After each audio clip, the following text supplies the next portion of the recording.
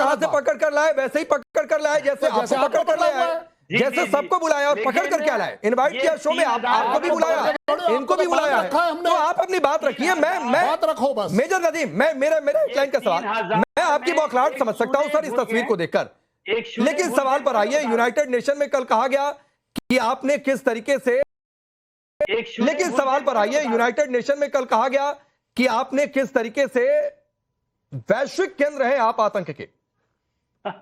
ये तो अभी जब उसकी नेशनलिटी पता चलेगी तो आप लोग खुद जो है ना बैकफुट पे जाएंगे, और बैकफुट पर कहां जाएंगे?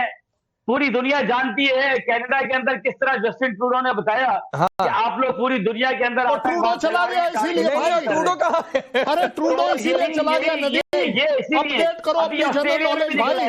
अरे भाई मेरे जनरल नॉलेज को अपडेट करो, आपके यहाँ अखबार नहीं आता कोई बात नहीं, आपके यहाँ स्टेट न्यूज आती है कोई बात नहीं, लेकिन जस्टिन ट्रूडो कौन है आज? Who is Justin Trudeau?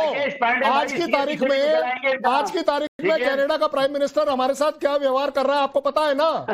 आपको पता है ना कि क्या हो रहा है क्या नहीं हो रहा?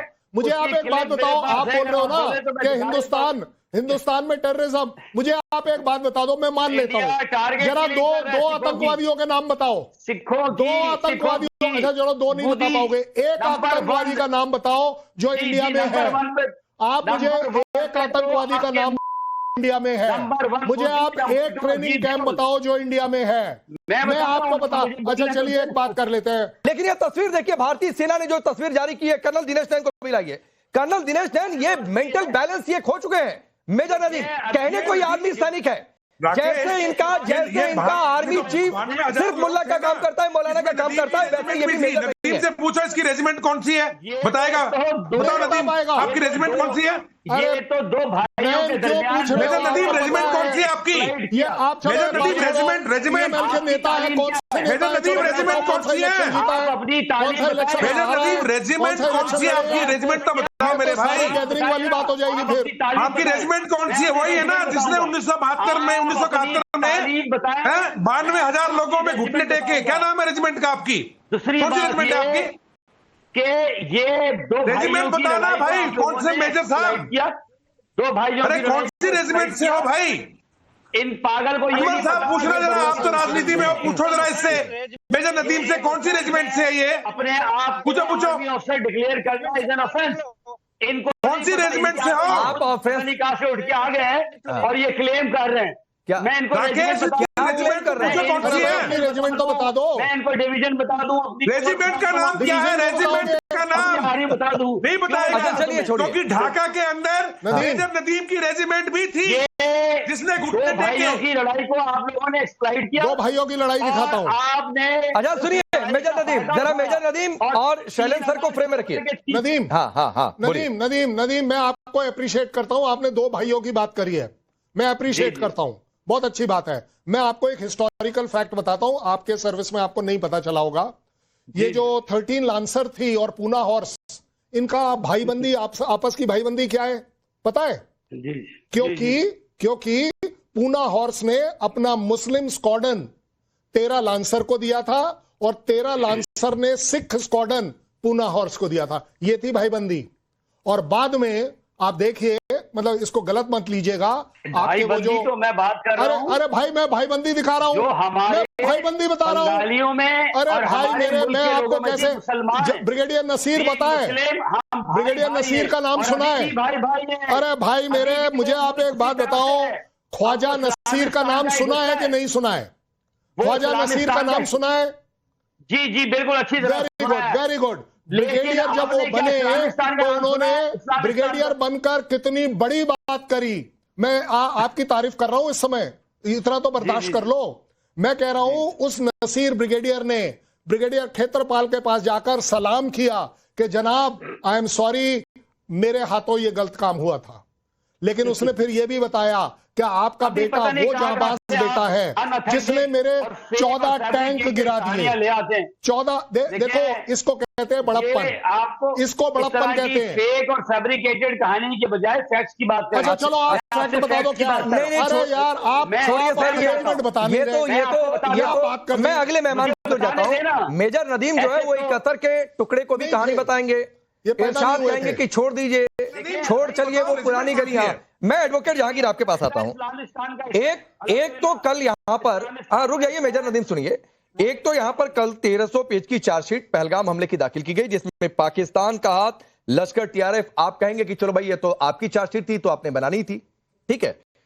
तो इस तर्क के आधार पर एक लश्कर आतंकी है, लश्कर तैयबा का आतंकी है कारी याकूब शेख, और एक आतंकी है कमांडर कहा जा रहा है अब्दुल रऊफ। अब्दुल रऊफ का नया वीडियो आया है, कह रहा है कि हम दिल्ली को दुल्हन बना देंगे, और आतंकी कारी याकूब शेख कह रहा है एक्सपीरियंस है और सारे सीनियर हैं। मैं इसको थोड़ा सा इस नजरिए से देखूंगा। देखें, अगर आपके पास सबूत है तो आप इस पर लॉ, इस पर प्रोसीजर चलाएं, जिसमें भी जो भी इन्वॉल्व है, इधर इसमें इंटरनल एजेंसियां जो इंडिया की हैं वो इधर इन्वॉल्व है, या इसमें नॉन स्टेट एक्टर जो भी इन्वॉल्व है, उनको कोर्ट के कटहरे में लाके उनको सजा दें। It's not a bad deal, it's a big deal.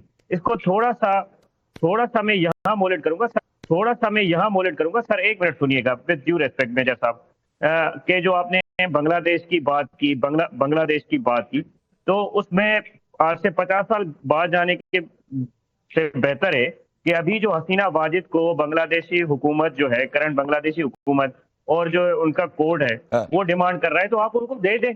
मेरे ख्याल से इंडियन गवर्नमेंट और इंडियन एजेंसी बड़ी एक्टिव है, तो आप उनको दे दें, इस पर ला वो डील कर देंगी। और क्यों नहीं आप कानून पे अमल दरामद? एडवोकेट जहांगीर, नहीं एक मिनट, एडवोकेट जहांगीर सुनिए, भारत और बांग्लादेश के बीच प्रत्यर्पण संधि में क्या शर्तें हैं सुन लीजिए। आप वकील हैं ना, तो थोड़ी सी तर्क की बात करता हूं। भारत और बांग्लादेश के बीच प्रत्यर्पण संधि में क्या शर्तें हैं, यह तो शायद आपको पता नहीं है। शेख हसीना को लेकर जो केस वहां पर सुनवाई हुई, जो फैसला आया, साहब एक तरफा आया, उसमें शेख हसीना का कोई रिप्रेजेंटेशन नहीं रहा, उनका पक्ष नहीं सुना गया, तो कौन सी ऐसी सजा को मानेंगे भाई? ये सब पाकिस्तान, मैं फिर कह रहा हूं एडवोकेट जहांगीर, ये पाकिस्तान में हो सकता है, लेकिन इस बार कर्नल शैलेंद्र माफ करिएगा, ये रिप्लाई देने का काम शोएब चौधरी का है। पांडे भाई देखिए, ये जो पाकिस्तानी बांग्लादेश में पिछले साल की जहादी तख्ता पलट के बाद 54 सालों के बाद उनको घुसने की मौका मिला यूनुस के जरिए, कि यूनुस इनकी कठपुतली है, और पाकिस्तानी इस तरीके से बात करता है जैसे कि ये बांग्लादेश की हुकूमत में है।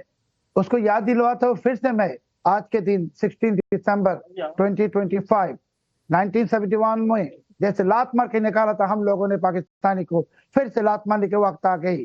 पाकिस्तान हमारे एकमात्र दुश्मन मुल्क है।